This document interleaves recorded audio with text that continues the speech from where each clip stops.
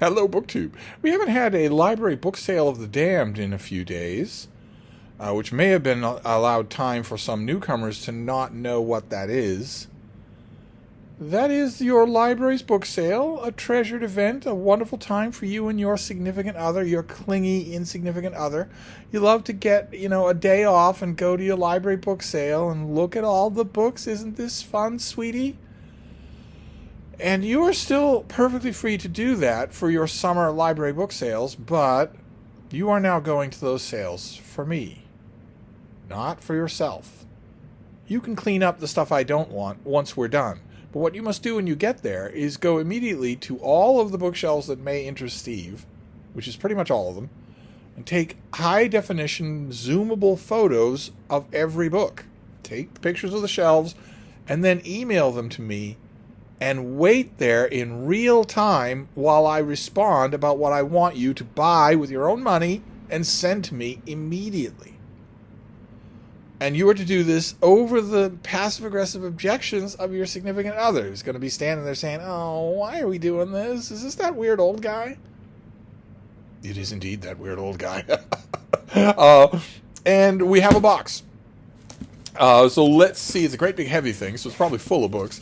Let's see. The problem with the library book sale of the damned is that I've made so many shrill requests that I don't remember which ones I've requested, so I don't know what's in here. Oh, all right. Well, we're off to a fine start. This is great. Oh, glad to have a paperback of this. I'm not blurbed on this, am I? It'd be nice if I were. Am I the Washington Post blurb? Anyway, this is Edward Wadzinski, who's already been in a library book sale of the damned for his book, The Last Tsar, about Nicholas II. This is about Alexander II. The subtitle being there, The Last Great Tsar. And I don't know that that it would be possible to argue with that as a characterization.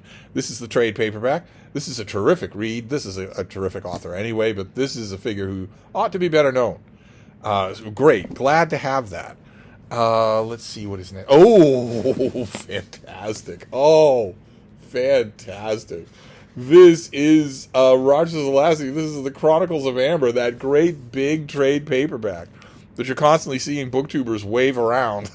This is all 10 books of the Amber. Is that right? Yeah, 1 through 10. This is all 10 books of the Amber books, the fantasy novels of Roger Zelazny, where he imagined that the world of Amber is real, and all other worlds, including ours, including all other Earths, are all shadows cast. They are imperfect duplicates of Amber, and Amber has princes. This is the great book of Amber, but the book of in the Amber series that is best known is Nine Princes in Amber. And they all have different characteristics. They all have different personalities. Their alliances shatter and are remade. And some of these books are better than others, but all of them are Zelazny having a lot of fun. These have some of the writerly tics of this author that I myself could do without. It's a high fantasy series, but everybody chain smokes. He could not leave that out of anything that he wrote. In some scenes, not particularly in the Amber books, but in other novels, it's just ridiculous. It is so out of place.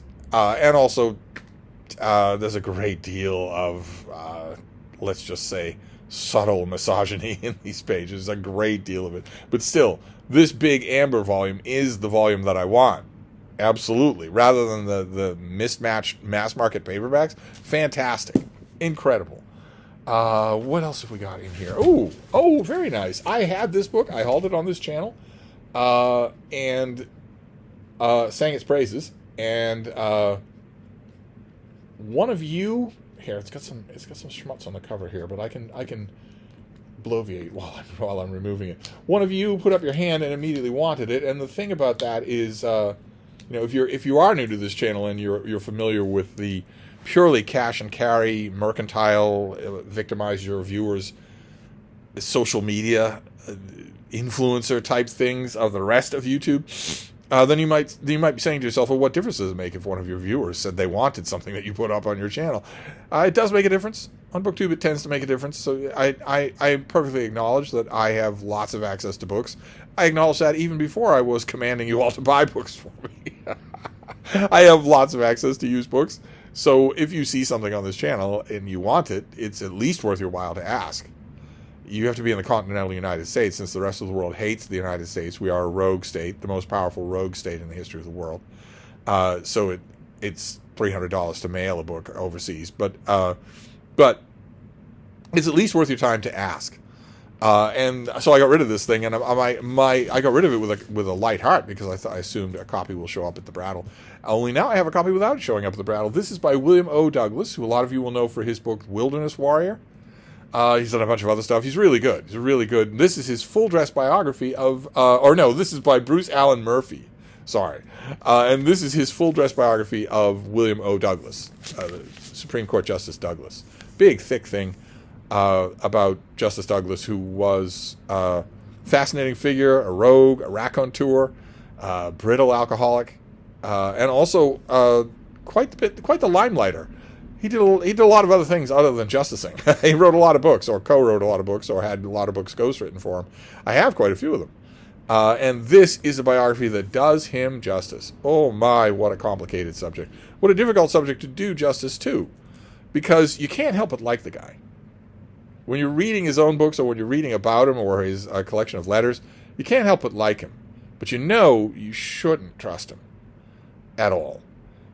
And Douglas does a great job of not Douglas. I keep saying Douglas. William O. Douglas is the subject of this book. He's not the author. He wrote a lot of books of his own. Who is it? Who's this guy? Bruce Allen Murphy. He does a great job of capturing the complexities of this guy, which are not easy to do. I don't know if this is authorized by the Douglas estate. That'd be tough to imagine, because you could easily write a saint's life of this guy, a sanitized version. I think there was one shortly after he died, or maybe even when he was on the court. But you shouldn't, because the sinner's life of this figure is much more interesting. And now I have a copy again. Great. Let's see, what is next in here? Oh, very nice. Okay.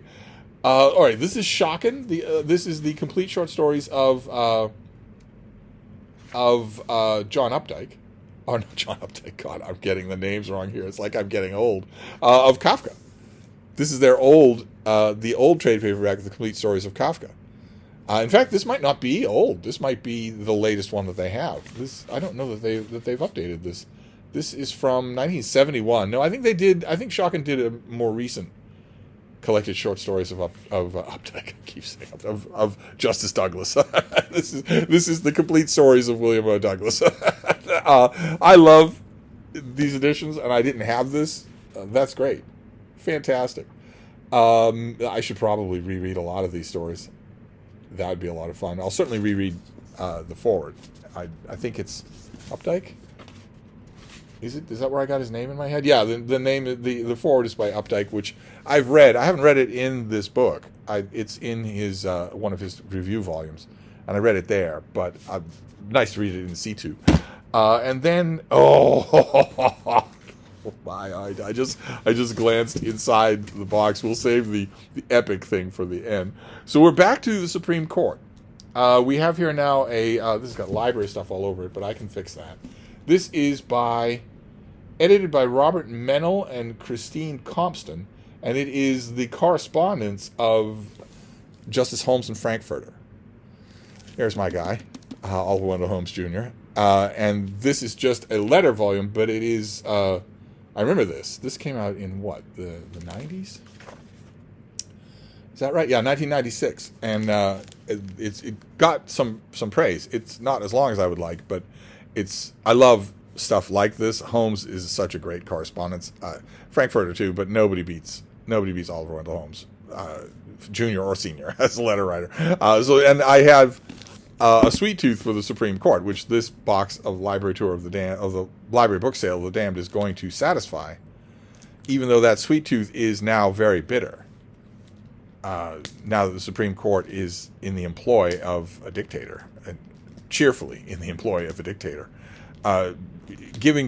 handing down rulings that are completely illegal, completely unconstitutional, completely against stare decisis. They're just completely,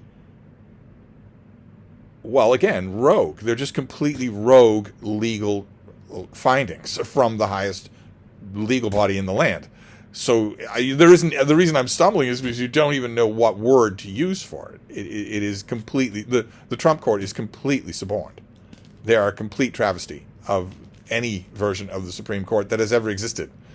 So all the older Supreme Court books, the collectors of letters, biographies, case studies, all those things have an extra bitter tang to them now that they shouldn't have. It's not fair to them. But anyway, now we get the climax of this, and I didn't realize how good this would be to see all together.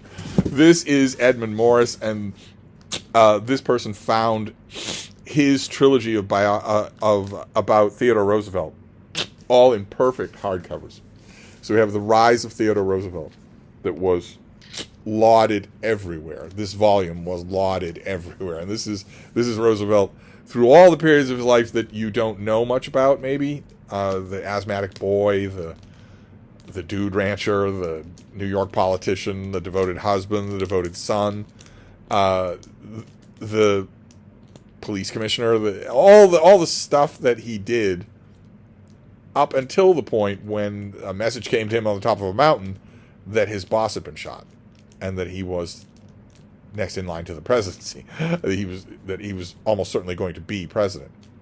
And it's terrific. It's Edmund Morris at the full flood of his narrative energy.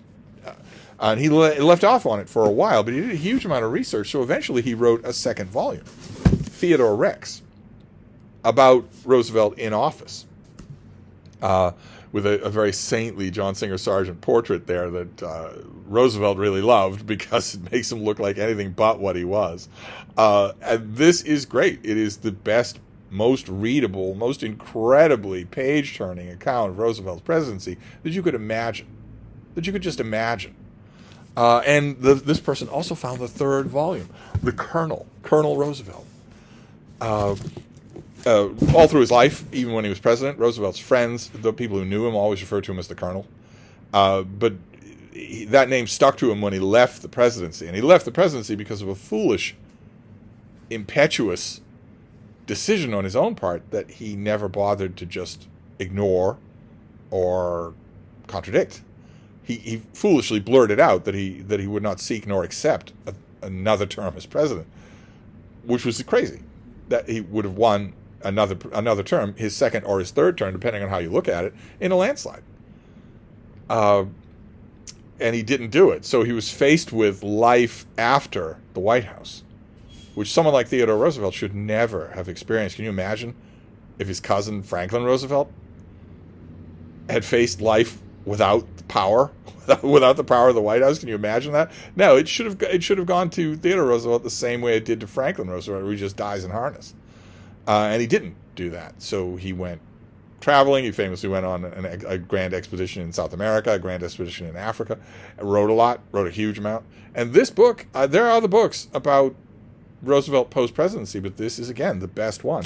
And now I have this trilogy in these big, beautiful, durable hardcovers, all matched together. That's just wonderful. How wonderful. All right, so there you go. That is the library book sale of The Damned as it continues on this Monday. Now, I'm trusting that it's going to continue on Tuesday as well. There isn't going to be... I'm allowing a gap for the weekend, but there isn't going to be a gap for a weekday, is there? I trust not. So, I'll wrap this up for now, and we will wait tensely for tomorrow. Thank you, BookTube.